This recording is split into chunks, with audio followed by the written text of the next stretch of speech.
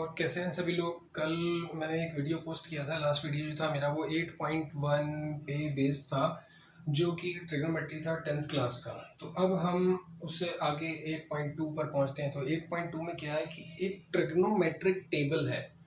तो trigonometric table के लिए हमें क्या देखना रहता है कि सबसे पहले हमें ट्रिग्नोमेट्रिक टेबल याद होनी चाहिए। उसके बाद तो अगर हमें ट्रिग्नोमेट्रिक टेबल याद है तो उसके बाद तो सिर्फ हमें सिंप्लीफाई ही करना है। तो चलिए ट्रिग्नोमेट्रिक टेबल पहले हम देख लेते हैं कैसी होती है। तो ट्रिग्नोमेट्रिक टेबल बनाने के लिए कल हमने एक फॉर्मूले देखे थे कि साइन पी अपॉन एच और cos B upon H tan P upon B, और इनके उल्टे जो थे वो हमारे कॉस थे। ठीक है, तो सबसे पहले हमने देखा कि पहले बस हमें एक लाइन याद रखनी है। पहले मैं आपको टेबल दिखा देता हूँ कि वो टेबल कौन सी है, फिर आप उसको देख लेंगे कैसे याद करना है। देखिए ये है वो ट्रिग्नोमेट्रिक टेबल जो आपको याद रखनी है। अब इसे याद करना तो बहुत घातक सिद्ध हो सकता है कि कैसे याद करें। तो अगर आपको वो 6 फार्मूलाज याद हैं तो आप ये पूरी याद करने की ज़रूरत नहीं है। बस आपको मैंने बोला था ना कि उसको ट्रिक से याद मत करना। तो अब हम क्या करेंगे, देखिए इसको कैसे हम बना सकते हैं, कैसे याद रख सकते हैं। बस आपको जो पहली वाली लाइन है ना 0 35 45 40 0 30 45 60 90 वो याद रखनी है। उसके बाद मैं आपको बताता हूँ कि ये हमें कैसे करना है। ठीक है, सबसे पहले तो आपको ये याद होना चाहिए सीक्वेंस ये वाला कि ये 0 30 45 60 90 वैसे आया है रूट में 0/4 1/4 2/4 3/4 5/4 4/4 वो ऐसे वो हमें उसकी ज़रूरत नहीं है कि क्या है। फिलहाल हम ये याद रखेंगे 0 हाफ 1/√2। तो उसके बाद हमने देखा कि 1/√2 √3/2 और 1। आपको ये वाला सीक्वेंस याद रखना है कि 0 30 45 60 और ये 90, मतलब 0 30 45 60 90। तो अब अगर हम इसको मिटा दें तो याद रखिएगा सीक्वेंस को 0 30 45 60 एंड 90। तो मतलब अगर इधर से देखेंगे तो ये साइन की वैल्यू है, उधर से देखेंगे तो ये कॉस की वैल्यू है। जैसे मैंने कहा साइन 30 तो 0 30, ये दिस इज साइन 30। अगर मैंने कहा कॉस 30 तो 0 से स्टार्ट करेंगे 0 30। तो साइन 30 की वैल्यू हाफ, कॉस 30 की वैल्यू √3/2 उधर से। इसी तरह से साइन 60 0 30 45 60। इसी तरह से अगर हमें कॉस 60 चाहिए 0 की 30 45 60, तो दिस इज कॉस 60।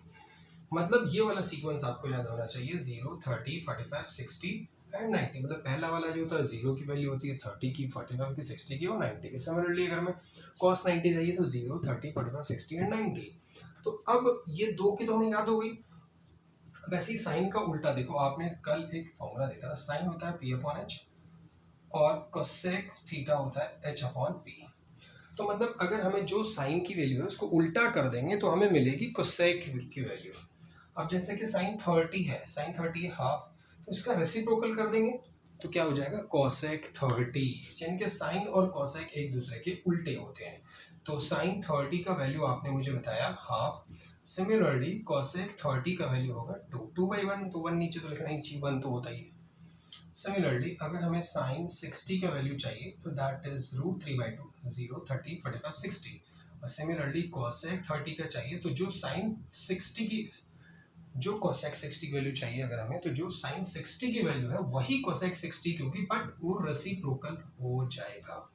तो साइन से तो कोसेक मिल गया। अब सिमिलरली कॉस की आपको याद है, कॉस और सेक जस्ट एक दूसरे के रेसिप्रोकल होते हैं। तो h/b। तो जो आपने कॉस की वैल्यू देखी, जैसे कि कॉस 45 इज दिस 0 30 45, तो cos 45 is 1/√2। Similarly sec 45 is √2, इसका रेसिप्रोकल। तो 4 मिल गए। पहले में देखा एक साइन से हमें याद हो गया कॉस, फिर साइन के उल्टे से हमें याद हो गया कॉसेक, और कॉस के उल्टे से याद हो गया सेक। बट अगर आप देखें एक्चुअली टैन थीटा जो होता है p/b, यानी कि हम इसको एच की समझ सकते हैं साइन बाई कॉस, यानी कि b/h। तो h कैंसिल हो गया तो हमारे पास बचता है p/b। तो p/b यानी कि साइन की वैल्यू और कॉस की वैल्यू को डिवाइड करेंगे तो हमें टैन की वैल्यू मिलेगी। फॉर एग्जांपल हमें चाहिए tan 30, तो दैट इज साइन 30, साइन ऊपर और cos 30 नीचे। तो जो साइन 30 की वैल्यू डालेंगे, साइन 30 की वैल्यू क्या है हाफ, और cos 30 की वैल्यू उधर से देखा 0 30 √3/2 कट गया 1 √3 आ गया। और tan 30 के लिए भी आप टेबल में देखेंगे तो 1/√3 ही था। जैसे हमने tan का निकाला, tan का जस्ट रेसिप्रोकल होता है cot। अब जैसे हमें cot 30 चाहिए तो tan 30 की वैल्यू 1/√3 तो उसका उल्टा कर देंगे, √3/1 हमें cot 30 मिल जाएगा। या आप tan जैसे tan sin बाई cos किया तो cos बाई sin करेंगे तो हमें cot मिल जाएगा, क्योंकि वो एक दूसरे के उल्टे होते हैं। अब आपको ये टेबल अच्छे से समझ आ गई है, तो चलिए अभी क्वेश्चन करते हैं इसी पे बेस्ड। अब जैसे कि ये क्वेश्चन है आपके सामने, बस इसमें कुछ नहीं है, उनकी वैल्यूज डालते रहेंगे और सिंप्लीफाई करते रहेंगे। sin 60 is √3/2, cos 30 is also √3/2 plus cos 60 is half, sin 30 is also half। दोनों का 4 आ गया, √3 into √3 हो गया 3, 1 1 ज़ा 1, 2 2 ज़ा 4, दोनों का एलसीएम किया 4 हो गया, 3 + 1 4/4 दैट इज 1। तो ये आपको समझ आ गया होगा, बहुत ईजी है, बस वैल्यू डालने के बाद इसको सिंप्लीफाई करते रहना, हमारा आंसर आ जाएगा। थोड़ा सा एक और क्वेश्चन देखते हैं कि समझ आ जाए ताकि। अब जैसे कि ये क्वेश्चन है आपके सामने, ठीक है ना, ये अपने पास से दे रहा हूँ, ये एग्जैक्टली एनसीईआरटी के क्वेश्चन नहीं है, सारे उसमें भी ऐसे ही हैं, ज़्यादा कोई डिफरेंट नहीं है। तो sin 30 इज हाफ, स्क्वायर लग गया, cos 45 इज 1/√2, तो यहाँ 1/√2 का स्क्वायर, जो मतलब उसकी वैल्यू है उसका square. tan 45 is 1, cosec 45 sin 45 का उल्टा, sin 45 1/√2 होता है तो cos 45 cosec 45 हो गया √2 square plus cot 30 is √3 square and 6 square 60 यानी कि 2 स्क्वायर। तो बस अब इसे सिंप्लीफाई कर देना, 1/4 plus 1/2 plus 1, √2 square is 2, √3 square is 3 minus 4। बस इसको आगे एलसीएम लेंगे, एलसीएम ऊपर वाले का 4 आ गया और यहाँ हो गया 1 + 2 + 4 और नीचे आ गया 2 + 5, 5 - 4 इज 1। ये हमारा बड़ा वाला फ्रैक्शन है, तो इसकी तो 1 की तो जरूरत नहीं है, 4 + 2 + 1 7/4 इज राइट आंसर।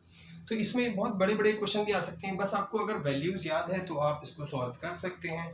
और सबसे इम्पॉर्टेंट वही है जो मैंने आपको बताया कि वैल्यूज कैसे कैसे करनी है, ठीक है ना। बस आपको पहली वाली लाइन याद रखनी है, पहली वाली लाइन याद है तो फिर आप सारे निकाल सकते हैं। उम्मीद करता हूँ ये आपको बहुत अच्छा समझ आया होगा। तो इस वीडियो को ज़्यादा से ज़्यादा शेयर करें और जो मेरे इस चैनल पर नए हैं वो प्लीज़ इसको सब्सक्राइब करो। कमेंट में मुझे बताएं कि आपको और क्या किस चीज़ में दिक्कत आती है। बेसिक से बेसिक चीज़ भी पूछोगे तो मैं आपको उसकी वीडियो आपको अपलोड कर दूँगा। तो अभी आपको मुझे लगता है ये समझ आ गया होगा बहुत अच्छे से हमें इसको कैसे करना है, ठीक है। बहुत एकदम स्ट्रेट क्वेश्चन आता है, इस पर इसी पर कोई दिक्कत वाली बात नहीं है, बस आपको टेबल याद होनी चाहिए, थोड़ा सा सिंप्लीफाई करना है, थोड़ा सा ट्रिक वाला क्वेश्चन होता है, वो तो बिल्कुल स्ट्रेट है, बस थोड़ी सी ट्रिक होती है उसमें, ताकि दूसरी एक्सरसाइज पे एक्चुअली इसमें मिक्स होती है, जो 8.3 है हमारी ट्रिग्नोमेट्री की, वो उसमें मिक्स होती है, तो थोड़ी सी ट्रिक दिखानी है और फिर डायरेक्ट स्ट्रेट ऐसे ही क्वेश्चन होते हैं, उनकी वैल्यूज डालनी है और उसे सिंप्लीफाई करना है। और सबसे अच्छी बात ये ना कि इसमें सिंप्लीफिकेशन समटाइम क्या होता है, बच्चे घर आ जाते हैं, एग्जाम प्रेशर अलग होता है, तो कोई दिक्कत नहीं है, ज़्यादातर ऐसे क्वेश्चन आते हैं उसको प्रूव करना होता है, मतलब सामने उसका आंसर होता है, आपका आंसर वही आना चाहिए, ठीक है। तो अगर कहीं मिस्टेक हो भी गई है तो आपको पता ही आंसर क्या लाना है, ठीक है। चलो, थैंक्स फॉर वॉचिंग।